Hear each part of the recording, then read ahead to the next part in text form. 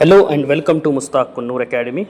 Dear students, ಇವತ್ತಿನ ವಿಡಿಯೋದಲ್ಲಿ ನಾನು ಡಿಪ್ಲೊಮಾ ರಿಸಲ್ಟ್ C25 ರಿಸಲ್ಟ್ ಯಾವ ಥರ ಚೆಕ್ ಮಾಡೋದು ಅಂತ ಹೇಳ್ತೀನಿ.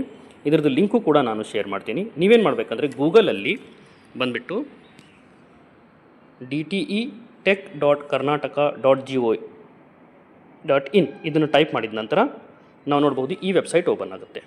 ಈ ವೆಬ್ಸೈಟಲ್ಲಿ ನಮಗೆ ಇಲ್ಲಿ ಕಾಣಿಸ್ತಾ ಇರುವ ಲಿಂಕ್ ದಟ್ ಈಸ್ DTEEMS ಈ ಲಿಂಕನ್ನು ನೀವು ಕ್ಲಿಕ್ ಮಾಡಬೇಕಾಗುತ್ತೆ. ಈ ಲಿಂಕನ್ನು ಕ್ಲಿಕ್ ಮಾಡಿ.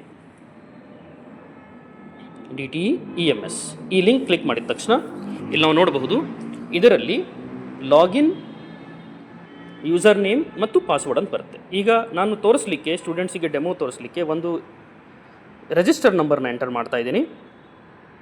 ಇಲ್ಲಿ ರಿಜಿಸ್ಟರ್ ನಂಬರ್ ಎಂಟರ್ ಮಾಡಬೇಕು. ನಂತರ password by default test at 1 2 3 this is the password test at 1 2 3. ನಂತರ ಪಾಸ್ವರ್ಡ್ ಟೈಪ್ ಮಾಡಿದ ನಂತರ ಇಲ್ಲಿ ನೀವು ನಿಮ್ಮದು ಕ್ಯಾಪ್ಚಾ ಕೋಡನ್ನು ಹಾಕಬೇಕು. ಕ್ಯಾಪ್ಚಾ ಕೋಡ್ ಹಾಕಿದ ನಂತರ ಇಲ್ಲೇ ಲಾಗಿನ್ ಅಂತಿರುತ್ತೆ. ಈ ಲಾಗಿನನ್ನು ನೀವು ಕ್ಲಿಕ್ ಮಾಡಬೇಕು. ಲಾಗಿನ್ ಅಂತ ಕ್ಲಿಕ್ ಮಾಡಿದ ತಕ್ಷಣ ಇಲ್ಲಿ ನಾವು ನೋಡಬಹುದು ನಮ್ಮದು ರಿಸಲ್ಟ್ದು ಪೇಜ್ ಓಪನ್ ಆಗುತ್ತೆ. ಇದರಲ್ಲಿ ನಾವು ಏನು ಮಾಡಬೇಕಂದ್ರೆ ಡಿಯರ್ ಸ್ಟೂಡೆಂಟ್ಸ್, ಇದರಲ್ಲಿ 3 ಲೈನ್ಸ್ ಏನಿದೆ ಈ 3 ಲೈನ್ಸನ್ನು ಕ್ಲಿಕ್ ಮಾಡಬೇಕು. ಈ 3 ಲೈನ್ಸನ್ನು ಕ್ಲಿಕ್ ಮಾಡಿದ ನಂತರ ಇದರಲ್ಲಿ ಎಕ್ಸಾಮ್ ರಿಸಲ್ಟ್ ಅಂತಿದೆ. ಎಕ್ಸಾಮ್ ರಿಸಲ್ಟನ್ನು ಕ್ಲಿಕ್ ಮಾಡಿದ ನಂತರ ಇಲ್ಲಿ ನಾವು ನೋಡಬಹುದು ಈ ಸ್ಟೂಡೆಂಟ್ದೊಂದು ರಿಸಲ್ಟ್ ಬಂದಿದೆ. ಇದರಲ್ಲಿ ಎಲ್ಲ ಸಬ್ಜೆಕ್ಟ್ ಪಾಸಾಗಿ SGPA ಬಂದಿದೆ. SGPA ಈಸ್ 8.33 ಮತ್ತು CGPA ಕೂಡ 8.33.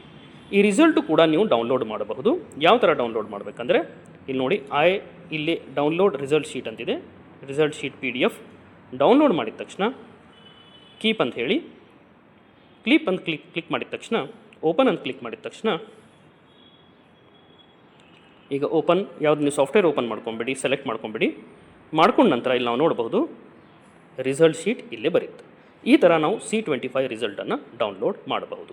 ನೀವು ನಮ್ಮ ಚಾನಲ್ ಮುಸ್ತಾಕ್ ಕುನ್ನೂರ್ ಅಕಾಡೆಮಿಯನ್ನು ಫಸ್ಟ್ ಟೈಮ್ ವಿಸಿಟ್ ಮಾಡಿದರೆ ನಮ್ಮ ಚಾನಲನ್ನು ಸಬ್ಸ್ಕ್ರೈಬ್ ಮಾಡಿ. Thank you.